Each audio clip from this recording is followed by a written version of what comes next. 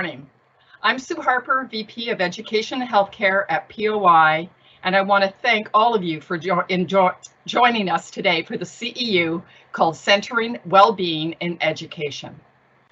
As part of the logistics of today, I will be monitoring any questions in the chat, and we will have a Q&A at the end of the session if it is required. In addition, for those of you that would like your CEU credit, please send your ID number to the email address here, ceu@steelcase.com, and we will make sure that you're registered for today's session. I am happy to introduce Eileen Strickland, who will be presenting the CEU today, and will be joined by Jamie Moore, who will be in a live virtual tour in Grand Rapids, Michigan for all of us. Once again, all of us at POI, Steelcase, and Smith Systems, thank you for joining us. Over to you, Eileen. Thanks, Sue. Welcome, and again, thanks for joining us. Today, we're here to share with you the link between well-being and learning spaces. So why study well-being?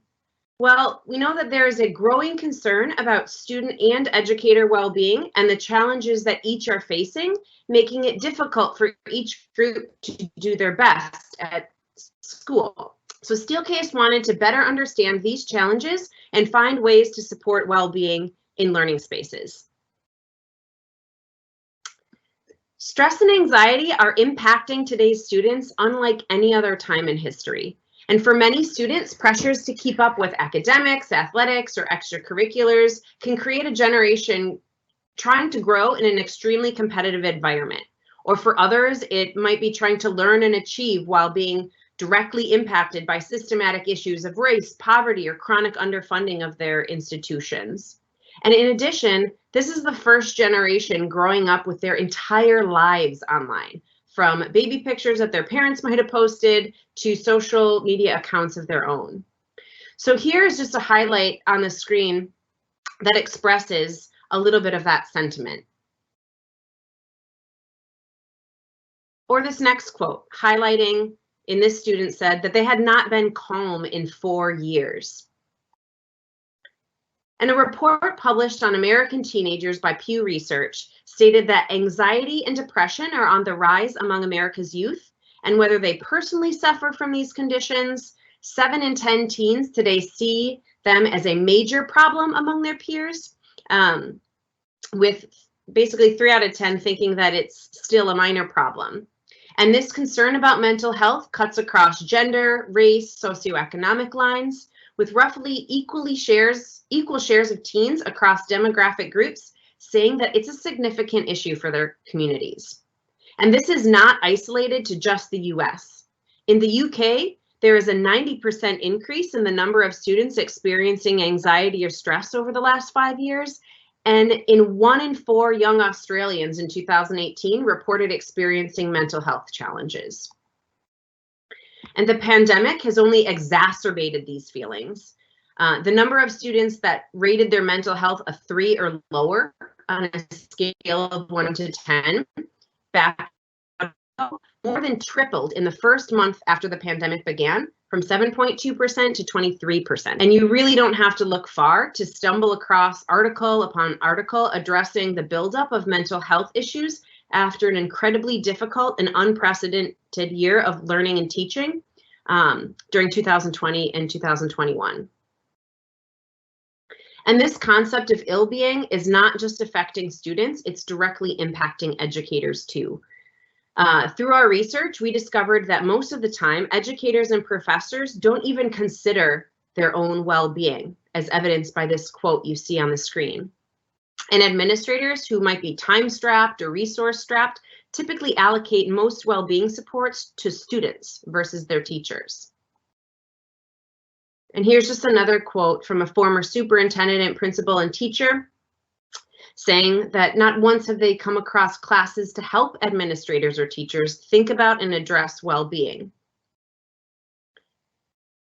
Research shows that teacher and faculty ill-being is a global issue. From the US, 40% of teachers leave the profession within 5 years in the US. and teachers report the highest level of occupational stress in Australia, the UK, and the US. So why did teachers leave? Reasons cited include burnout, workload, unreasonable expectations, high stress, or lack of support. And this was all pre-pandemic. Like students, teachers' well-being has suffered greatly in the last year. And this is a big issue for schools that can cost schools billions of dollars in teacher turnover and millions of dollars in student attrition in the context of higher ed. And in addition to this ill-being of teachers and students being a big issue, we also know that the forces pushing on educational models to shift have strong connections with well-being. For example, future skills needed to thrive in an agile and uncertain future are skills like collaboration or socio-emotional skills, which have roots in the pillars of well-being. Or we know from the neuroscience of learning that emotions play a critical role in our ability to learn for a whole host of different reasons. And certainly this pandemic has shed a bright spotlight on the importance of addressing well-being in education and has been recently cited as one of the top concerns as teachers and students think about coming back into their learning spaces. So when we look at the types of shifts that education has to make in order to center well-being, we point to these key shifts on things like the paradigm and the pedagogy to skills and space. So at a high level, moving from an industrialized education model built to serve the needs of the 20th century to a human-centered education one addressing 21st century needs. Or goals, moving from short-term milestones like grades and test scores to thinking much more about the long-term prosperity and preparing students to thrive personally and professionally over the long run. Moving from teacher-directed experiences to student-led ones. Or instead of focusing on developing siloed, discrete skill sets, focusing on ones that are adaptable and transversal in a wide range that can be broadly applied. Even the ways that schools are structured, migrating from working in siloed hierarchies to a structure that is much more reminiscent of a team of teams. And of course, we'll dig into this later too, but space plays a really important role. So moving from these isolated individual blocks, like a double-loaded corridor just full of classrooms separated from one another, thinking of space as an ecosystem of spaces spread across campus and beyond, nurturing well-being. So in the chat, we would love to know, how is well-being being addressed or acknowledged with your institution? So we're not going to take the time right now to read through all the comments live on the webinar, but we do want to hear from you. So please, as I move forward, take a few moments to answer this question in the chat, if you would. So first, before we dive into how space supports well-being, we should first think about, well, what is well-being? So we need to set the context for our definition. Well-being can often be thought about as being emotion-based, a feel-good experience versus being anxious or stressed, but it is much more than just that. We at Steelcase have talked about well-being and thinking about it on that individual or personal level, thinking about the cognitive, physical, and emotional well-being, each being a really important part and all interdependent on one another. And this definition of well-being is focused at that individual level, or in this case, for students and educators. Yet we know that the dimensions of what impacts our well-being do not lie solely with our individual selves. They are intrinsically connected to our relationships with others and the educational institutions we interact with day in and day out, as well as the larger communities and environments around us. And so this expands our understanding of well-being, moving beyond just us as individuals or beyond just the student and educator, and placing them in the context of the collective. This in turn can help us understand that as we take actions to nurture student and teacher well-being, we have to consider and address the relationships, the context of those students and teachers. So again, when we think about well-being, it's not just individual, it's communal. And in the realm of student and teacher well-being, there is a lot of research that shows that the well-being of teachers is dynamically linked to the well-being of students. So relationship with students can really bear significant weight on a teacher's self-esteem, while it's been shown to be an incredibly important factor in student engagement, well-being, and academic success. A teacher's well-being is.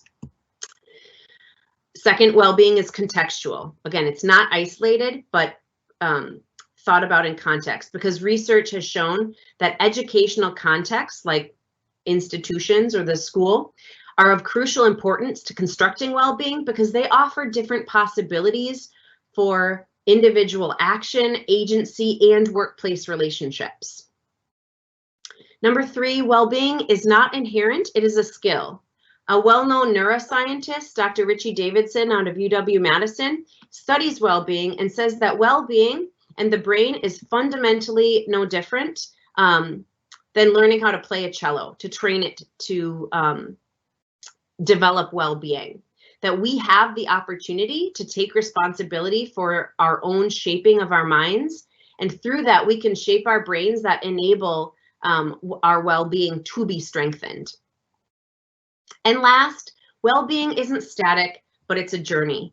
We know that well-being is important throughout our lives, but nurturing well-being is especially critical in the first 2 decades of our life, when our minds and ourselves are being shaped through critical periods of development that really lay a very sound foundation for sound mental health across our lifetimes. So when we think about investing into well-being, improving children's or students' environments and improving their relationships, their experiences early in life, not only help their own well-being in those moments, but will help them across a lifetime. And because well-being is communal, society might actually be able to address many of its costly problems. So we know that moments of transition or uncertainty, like starting a new school or moving away from home or navigating through a pandemic, can be really vulnerable moments in which the care and attention to one's well-being might need to be paid closer attention to. So better understanding those moments or experiences along a student's journey or a teacher's journey in which they may be more vulnerable is important to consider. And again, right now in this moment of time after the pandemic, or as people come back, this is a really vulnerable moment in time to be thinking about this.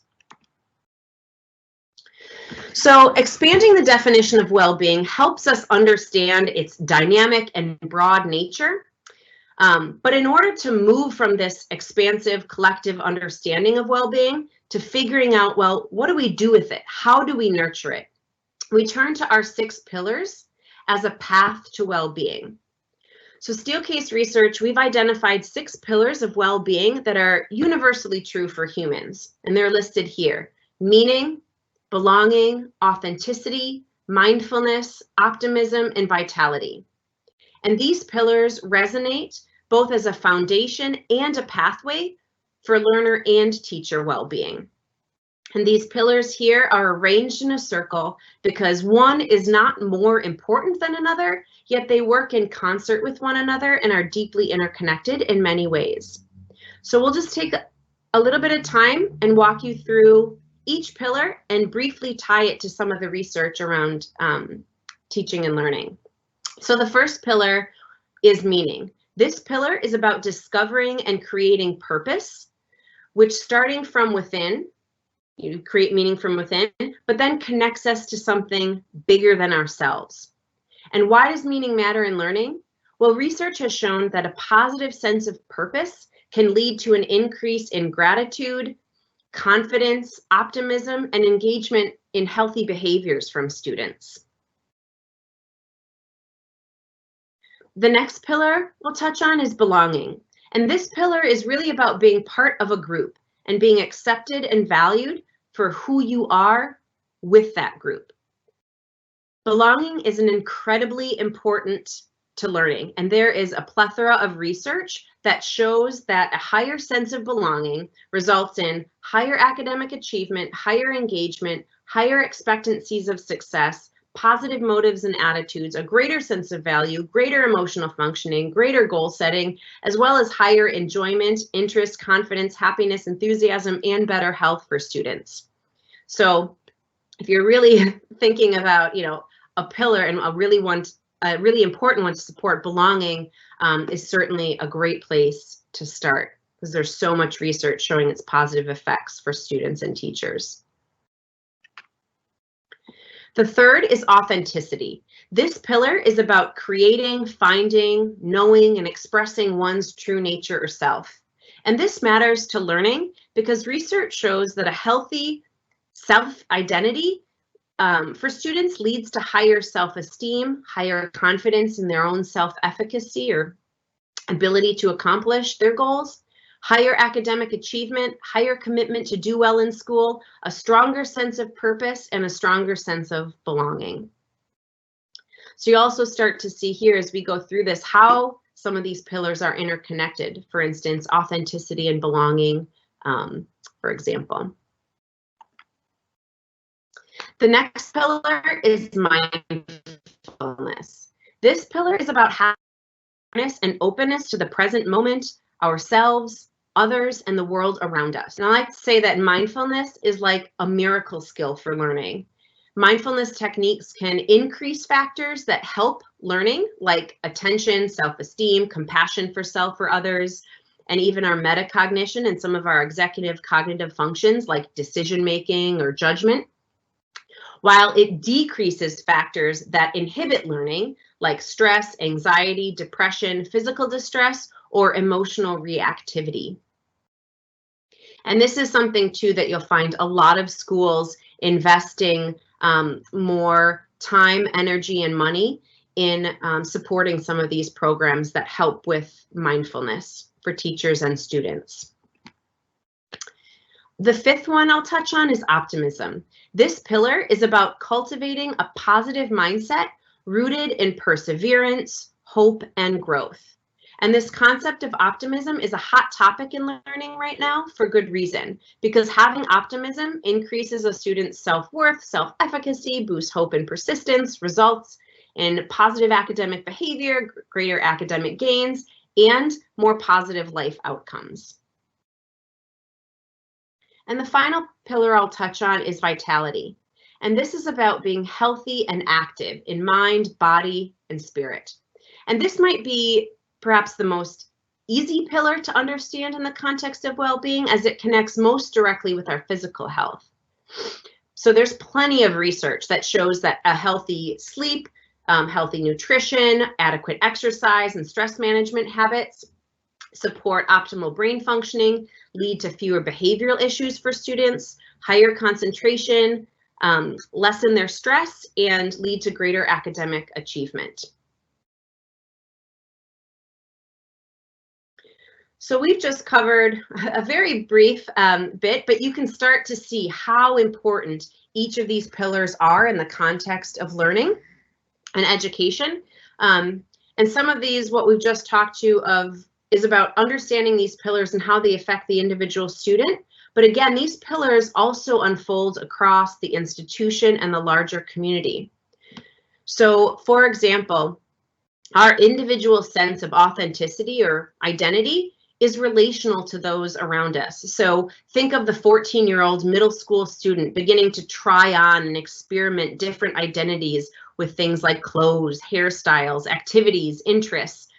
Those are all being informed and shaped by and against their peers around them. Or our sense of meaning, for example, is socially constructed together, especially as we are learning. We build and discover meaning together through things like project-based groups or learning activities. And then the pillars, again, unfold across that wider community level in the larger context of society. So, for example, our vitality is not just determined by our individual choices around a healthy, active lifestyle, but it's also impacted by our access and opportunities to healthcare, nutritious food, or healthy environments. Our sense of belonging is contingent on the full acceptance of ourselves by society, not just our family and peer group, excuse me, but the valuing of who we are by our cultures and society. So this is really big, and it takes a lot of effort on a bunch of different scales to address. But for us, and what we're going to move into, is how might we consider the role that the built environment or space plays in nurturing well-being, and then more specifically these 6 pillars. So again, how might space promote and nurture well-being? The first point to note is that through this research, we looked at what are the places to intervene in a system to center well-being. And we identified some key levers of change and pivotal actions that teachers or schools can take to center well-being in education, because it can feel really big and overwhelming, and we want to make sure that there's always something that a teacher or a school or a designer can do. And so while this slide could warrant its own talk, I pointed out here because the #1 action that teachers and schools could take to center well-being, that's within their realm of control, is implementing student-centered learning pedagogies. And because true student-centered pedagogies take into account the well-being of learners, it really centers well-being in the learning experience. And one cannot do student-centered learning without changing the space. So space plays an incredibly important role in allowing students to be active drivers of their own learning. And a little bit later, Jamie is going to talk about some of that. So I just wanted to make that point, and now we'll look at some of the other ways that well-being can be nurtured through space. So first is to think about 2 types of spaces. The first is dedicated spaces. These are spaces that are specifically designed to foster well-being. So these spaces might include a particular room or an entire floor dedicated to foster well-being. Examples of these types of spaces might be mindfulness rooms, which we're seeing more and more of, counseling offices, nap rooms, yoga studios, fitness centers, and even some campuses are building well-being centers on campus. And the second type of space we might think of nurturing well-being is embedded spaces. So these are spaces that cultivate well-being within the context of the room's primary function. So well-being principles can be infused really into any space. So in the education world, this could be spaces like the learning spaces, common spaces, libraries, cafes, staff or teacher lounges. And we'll talk a bit about how they can be embedded. So once you've determined whether the space is dedicated or embedded, Steelcase research focuses on 2 key design methods that can be utilized to cultivate well-being. The first is inclusivity. So designing for inclusivity.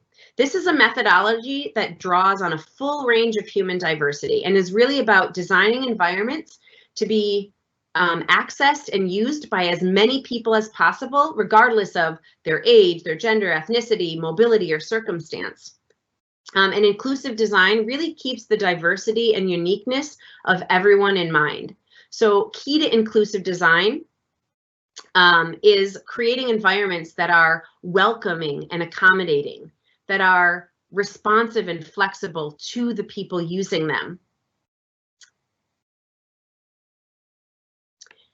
And next, crucial to the support of well-being is biophilic design. And you may have heard of this or dove into this topic before. And again, this is its own separate research topic all on its own. So we'll just highlight a few key things here.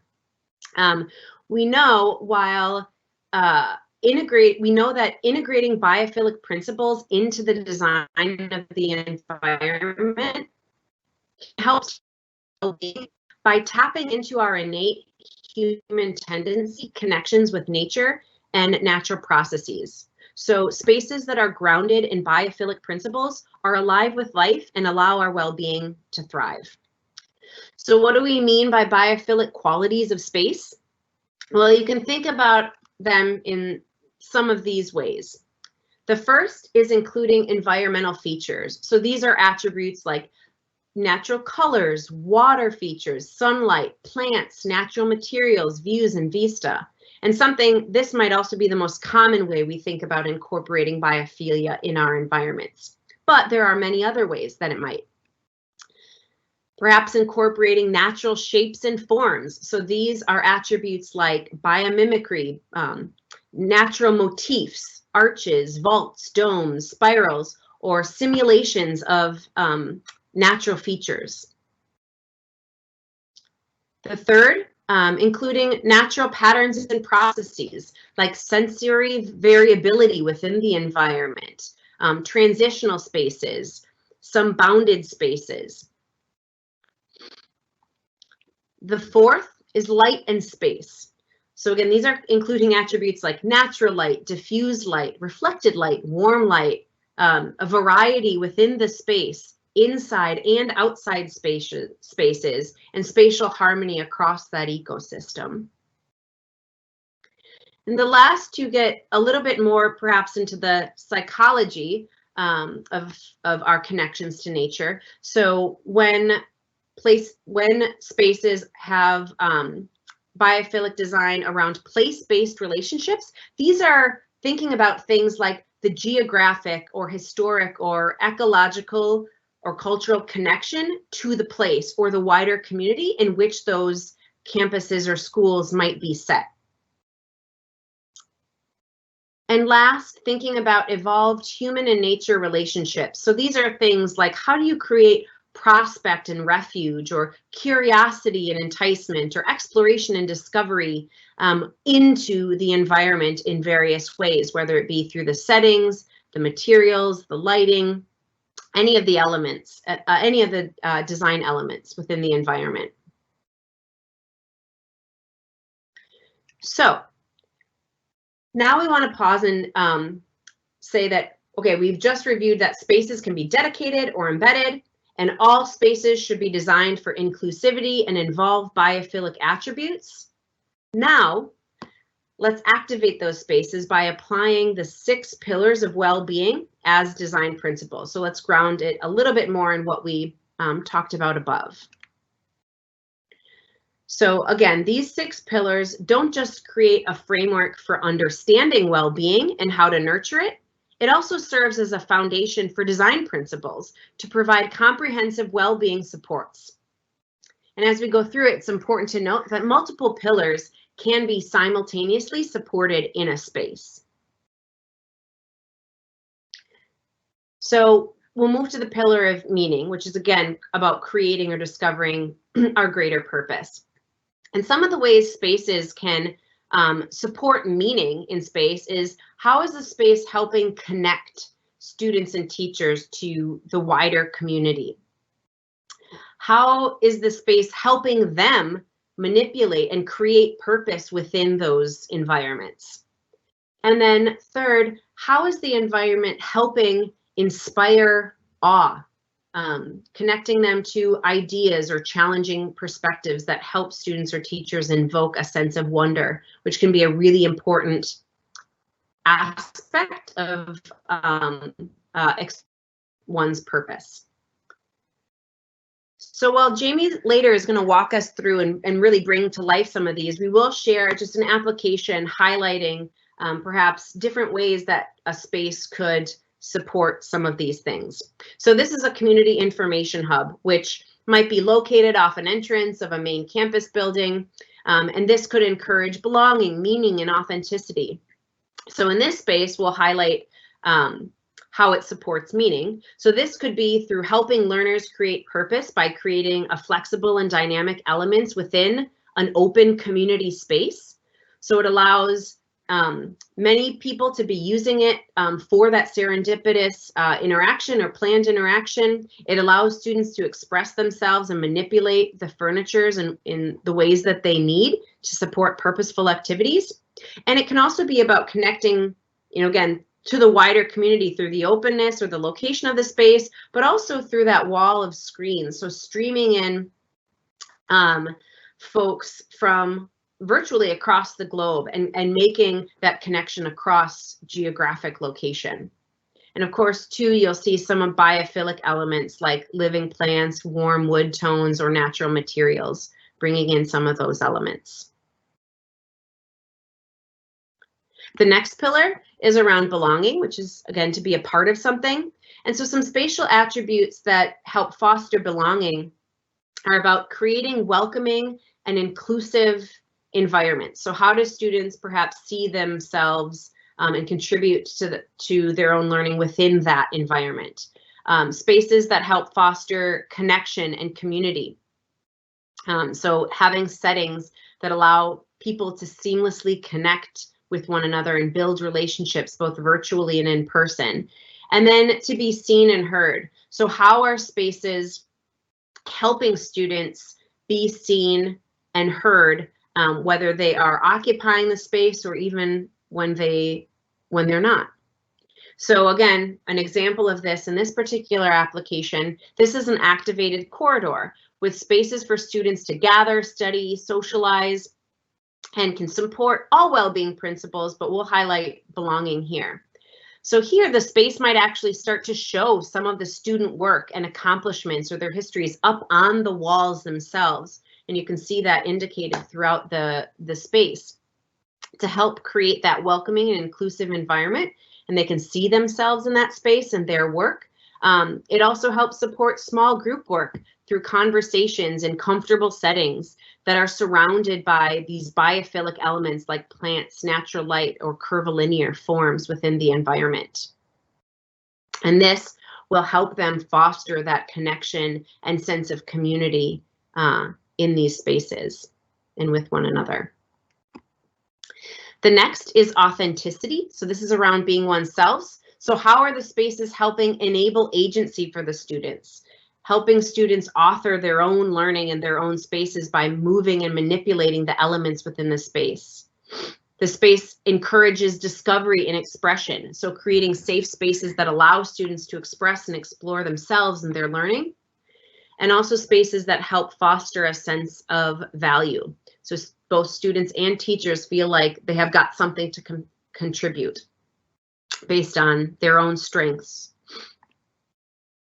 And so again, here's just another example within a personalized learning classroom, which can encourage students to explore new ideas and emphasizes pillars of meaning, authenticity, and optimism.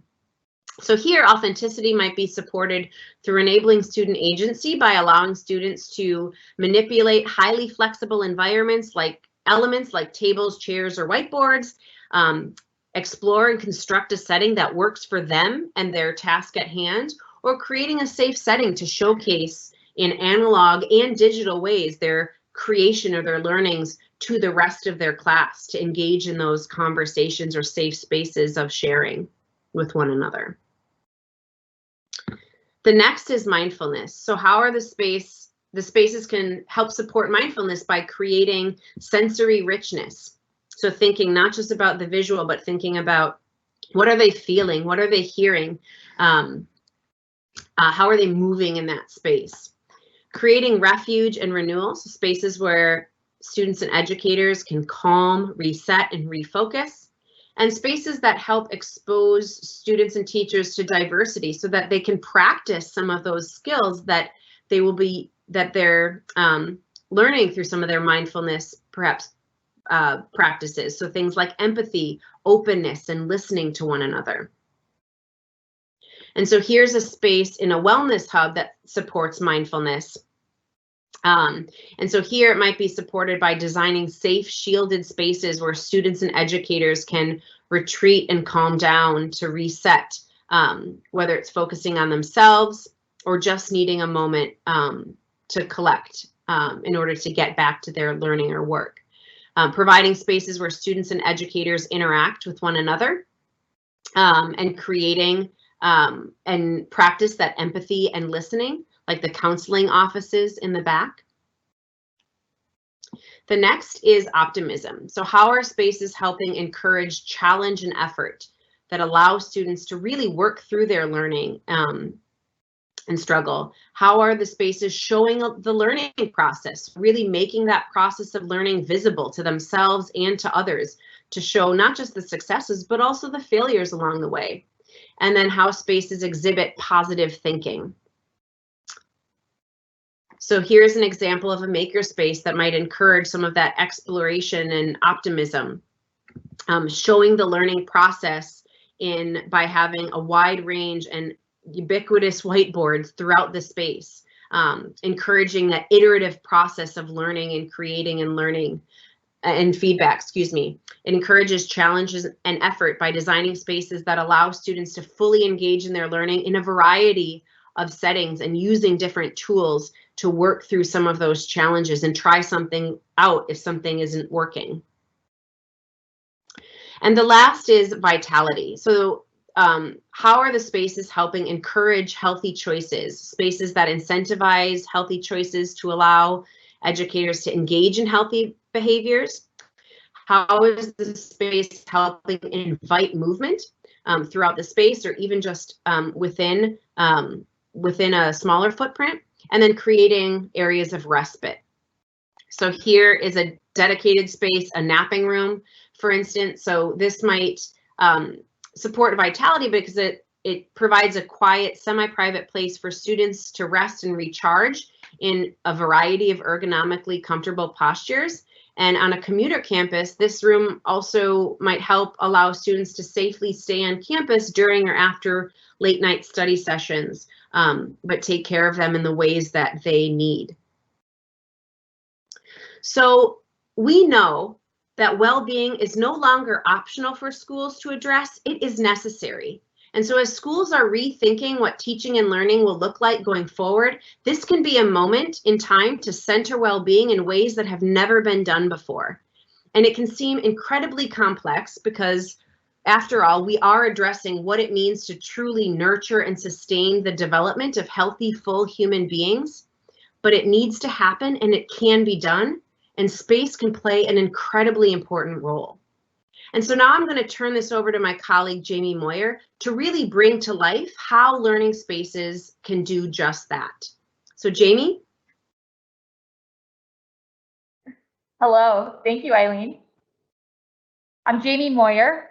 I am part of the Steelcase learning team in a customer experience role here in Grand Rapids, Michigan. Excited to host you. Right now we're in our Learning and Innovation Center. So the front part of our building are a number of classrooms. We're in a space where our leadership is next door to us.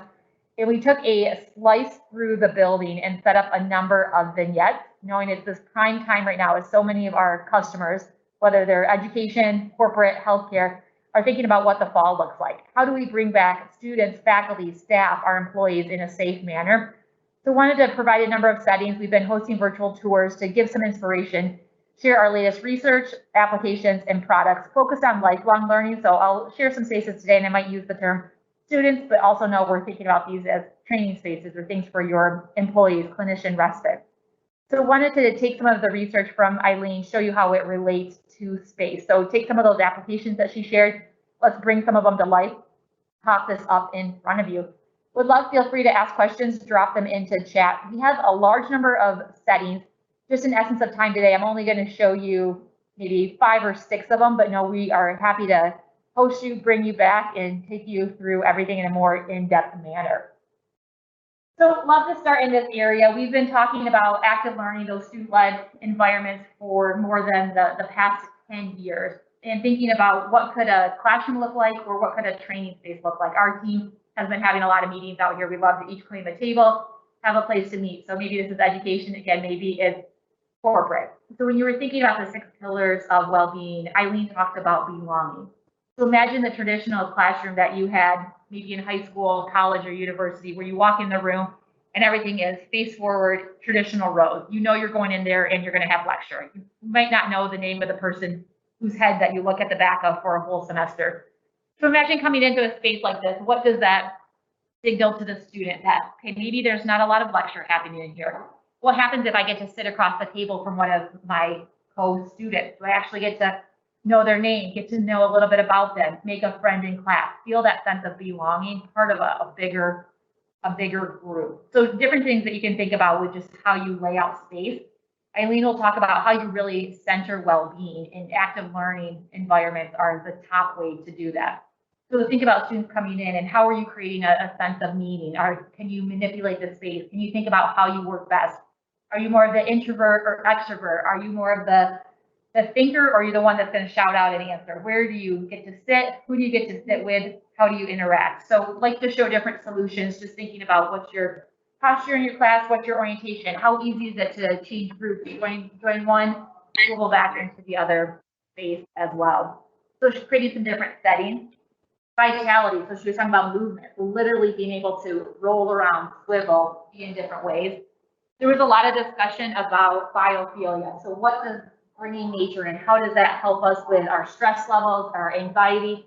How does it help to regionalize where you are? Are there elements of outdoors from a local space that you're seeing in here? Maybe it's something custom printed on wallpaper. Maybe it's something to do with plants in the space. Although you're saying, okay, who's going to take care of some of those elements? Even have some fun little props here, not part of the Steelcase portfolio, but the big chunk of moss that's sitting on your pillow. How does that help just some of the tactile type of items in this space? Or screening elements, like you can see here with the yellow screen that has a little bit of biomimicry. You're putting some of those organic shapes in, but bringing in a little color and helping with acoustics as well in the space. So a lot of different elements of the area to help support well-being. And again, I want to tie into some of those applications that Eileen showed us and think about that list of attributes of what is happening in the space and how that works. We have hosted a large number of universities from Canada through this virtual experience that we have set up and have been gaining some feedback. What's happening in the fall? Is it back to 2019 density? Is it some more of a hybrid solution? Is everyone in person? So just was with a university yesterday that was talking about what fall looks like. Let's bring back 100% of students for smaller classes, but those larger classes that are 60 plus, let's think about having more of a hybrid solution for those, or they're going to be online. So having different discussions with schools as well as some corporate clients thinking about what does the future meeting room look like, and thinking about spaces. What about inclusion of students? So some of those online students, do they have a seat in class? You get to see them at the back of the room. Do they have a view to the teacher, to the instructor? Can they be seen and heard? So just think about how that mentally makes you feel in class. If you feel like you have a seat in class versus just being on the monitor up in the front of the room. So a lot of conversations about the importance of swivel chairs. So back to vitality and movement, but just what about some of those social connections that I can turn and, hey, I see one of my fellow students up there. I might want to ask them a question or make eye contact when we're sharing something. So how does technology help support well-being and layer that into the space? Just thinking about being able to control your settings. So a lot of aspects around well-being with creating meaning or authenticity in the space. Could I manipulate the area to support my activity or how I learn best? So why would I want to flip up my table and move them around? I had a school in the other day that talked about wanting maximum flexibility in classrooms because some of what they were teaching was how to incorporate physical education into K through 12 classrooms. So they talked about the need to have hula hoop stations. So I would love to know if anyone on here has designed hula hoop stations. Put that into chat. So I thought that was a fun story. That was the first time we heard anything about having open space for hula hoops. We were thinking, yeah, maybe is that more the brain break? Are you bringing in a yoga class? Maybe we're doing something with robotics and we want to open that up. Also thinking about just some of the different tools in the space. So thinking about some of the different attributes of well-being. And one important thing is being able to support self-expression. So think back to some of those classes where you were meant to just come in, sit down, pull out your notebook, take notes. You're part of a lecture. How often do you get to express yourself, share your feedback, give your opinion, contribute to your group conversation? Are there simple tools that can do that? Would you like to write on a board, be able to share it? Maybe I'm going to just put this into the table, give a presentation, and I might feel a little bit more comfortable if I've got some of my thoughts written out here to be able to share back. So sometimes it's the simple, low-tech, analog tools that help support well-being, and sometimes it's having some of that flexibility to move things around, think about your views and space. Also thinking about optimism. One part of optimism is being able to celebrate the learning process. So how do you do that? How do you visually see what is being learned in class? You take those little individual boards I was just showing you and line up every student next to each other so you could start to see, okay, where are they getting it? Where do they might need some help? Let's do some comparison. What are you doing with roll around whiteboard surfaces so we can see what's going on? Or maybe you just really need to max out some of those vertical surfaces and let's pull out a cart. So we have a lot of surfaces. Let's have every group and really be able to celebrate the learning process and visualize, have a visual of what the students are doing. So different things to think about. Also mindfulness. What's happening in class, in your conference rooms at work? Sometimes you just need to be able to remove yourself from some of that stimulation. You have areas where you can go and have a break. Let's have a conversation of, hey, what's happening on the weekend? Or maybe I have a question on homework. What are some of those zones outside of a classroom, a training room, a conference room that you can create? So seeing some schools create these areas like this by taking out bank lockers or taking a slice out of their cafeteria or their library to create zones, more of that respite area. So let's come and have a break, get to decompress, maybe also build some connections with my fellow students. So back to that belonging idea, how do you get to know one another? So showing different solutions, the way you think about what's your posture is a little bit more casual, lower to the ground. Vitality, think about movement. Do I want to sit in a rocker and get to relax, have a little bit of motion in the space as well? So a little bit more casual, or we'll roll over here, just thinking about what's your posture, how do you support coming out of a meeting, coming out of class, making your work visible, so things we talked about before, self-expression, but being able to stand up, have some of these skinny footprint options to be able to meet, work together. Go into any school, you see the students with their backpacks that are probably 40 pounds, maybe the size of a first grader that they're carrying around. Okay, they're not taking them off. Is there a place to sit, relax, meet with students? But how does space support a little bit of that? Maybe you need more individual spaces as well. So is it group work, or should this just be one seat in an area and you have a little bit of tools that the students can control? So again, there's different tiebacks with authenticity and meaning to giving your students, your staff, things that they can control. Can I take a look? Okay, hey class, it looks like they're not quite back in. Let me shut myself in, have a little bit of a focus area. So showing some different solutions with that. And we know for your mental well-being, and when you get that red light on your phone that your battery's about to die, sometimes you need that power solution. So you'll see that everywhere. Okay, kind of back that sense of security. Is my phone charged up? Is my iPad or laptop charged up? Showing different options around there as well. And then would love to know, maybe chat or just think about it in your head, if there's certain space types that your clients are asking you to design that were not in your portfolio 2 years ago. So there's some different things we've been hearing with New York City schools. They were talking about de-escalation rooms. So think back to student well-being. Wow, if I had to go and decompress, what does that look like? Is it a view to daylight? Is it something with sound? Is it something with tactile items? If you're upset or you're angry. So love that some schools are starting to think about well-being and what spaces are around that. I've had some discussions with a few other firms, just even about teacher respite spaces, that you have a lot of areas dedicated to students, but you don't always have those areas of well-being for the instructors.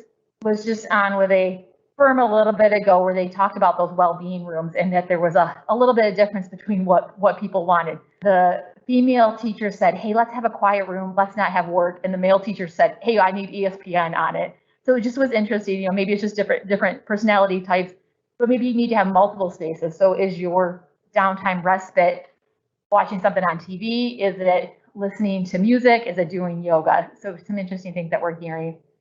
Seeing a few schools even start to build spaces just for that. So in California at Cal State University Northridge, they built a building called the Oasis. So it's a well-being center for students. So you can go in and have a counseling session. You can go in and get a massage. You can go in and get a nap pod and join a nap pod or use a nap pod. So it just was again interesting because sometimes you're seeing that be part of buildings, but to have a whole dedicated building just for student well-being, different things to think about with that.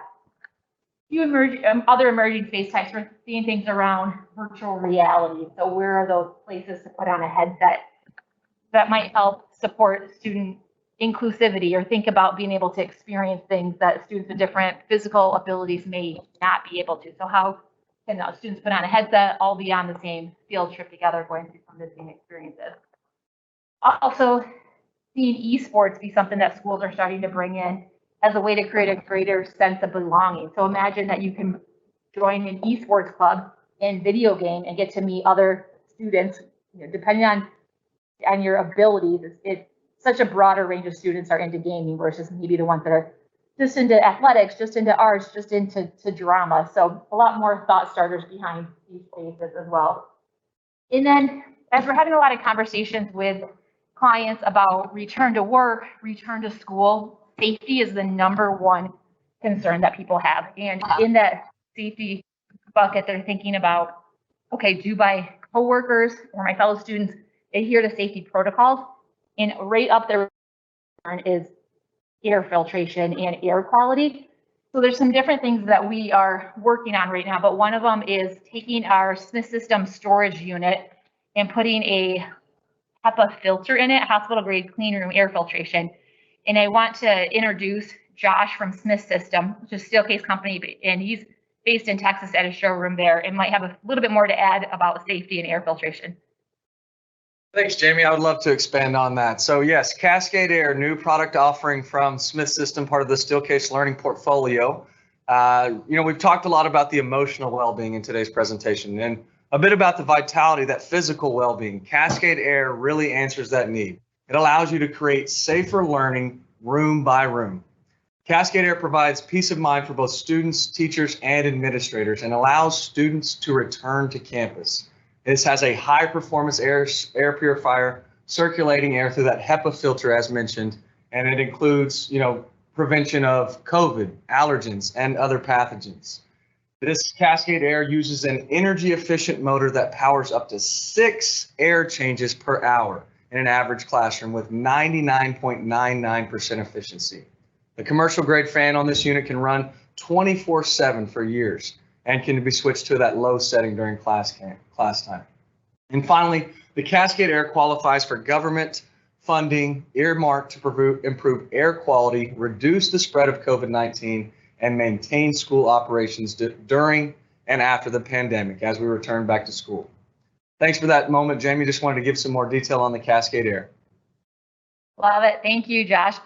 This is a new solution that we're going to be introducing in a few weeks. You're not going to see it on our website yet, but we just wanted to give you that sneak peek, knowing, again, safety is the #1 concern. Air quality is right up at the top of that safety bucket of what we are seeing with space.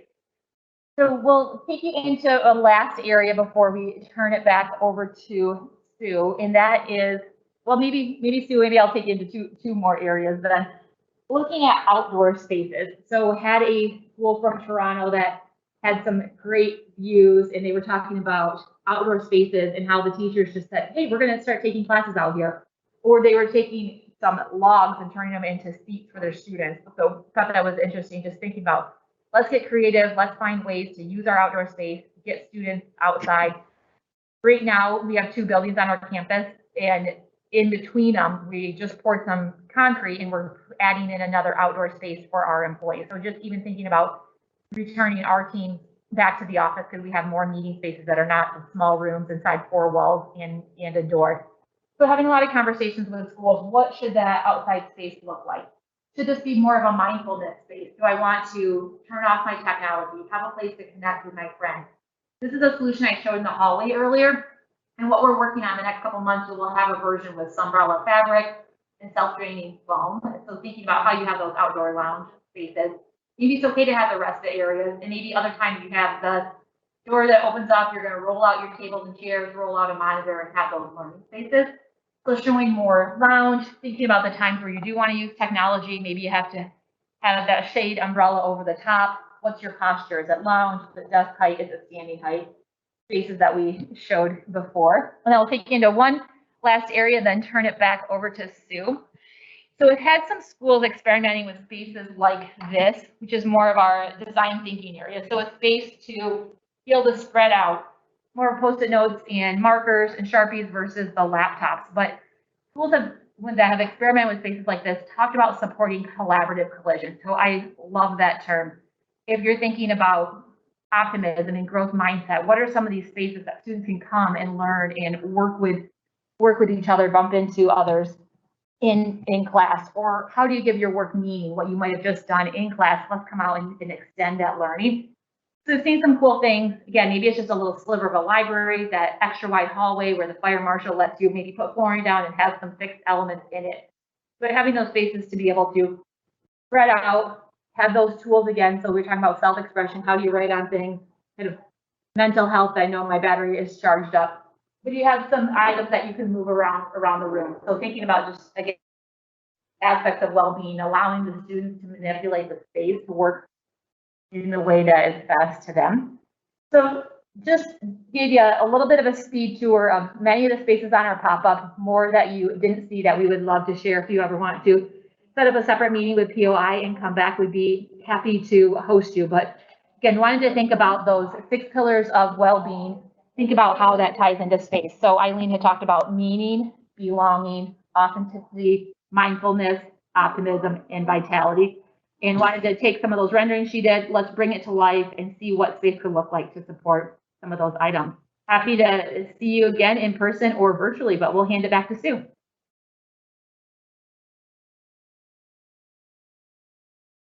Thank you, Jamie. I have looked at some of the questions today and I have been answering them throughout the call. And yes, this presentation will be available to everybody that attended today, and it'll also be published on the POI website underneath the education banner. So thank you for being a part of today. You know, we value your business, and it's research and CEUs like what are presented today that we really enjoy sharing with all of you. In closing, I just wanted to mention that many of you probably know that POI is part of OECM, which is the Ontario Education Collaborative Marketplace, which is open to all broader public sectors. POI has been fortunate enough to expand the product lineup, and majority of all Steelcase products are now part of the OECM offering to you. And if you want more information, I know a number of people on this call are aware of it, but for those of you that are not, I have put my email address in the chat line. It's sharper@poi.ca. Please reach out to me and I can give you further information on this program. Once again, thank you. Have a wonderful afternoon. I appreciate you being part of this today.